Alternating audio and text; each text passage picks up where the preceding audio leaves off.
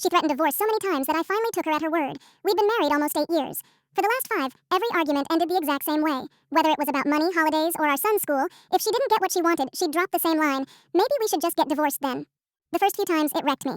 I apologized, bought flowers, even suggested counseling. She'd act like nothing happened the next day. Eventually, it became her go-to weapon. Wanted an expensive vacation? Divorce threat? Didn't want the private school we couldn't afford?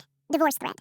I always backed down because I didn't want our son, Mason, growing up in a broken home, and because I was scared of losing everything.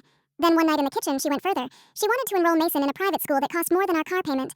When I said no, she looked at me and said, "Fine, maybe we should just end it. I'll take Mason and you can figure out your life alone." Something in me snapped. I realized she never meant it. It was just how she won. So I nodded, said nothing, and walked away.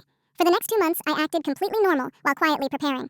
I met with a lawyer, opened a separate account, moved small amounts of money, got a P.O. box, and bought a small apartment with inheritance money she'd forgotten about. I documented every single divorce threat with dates and times, screenshots of texts where she said she'd keep Mason from me, one recording where she said she'd tell the court whatever she needed to. On our anniversary, I booked her a full spa day. The second she left, my friend helped me load a few boxes, just clothes, my laptop, and photos of Mason. I left everything else.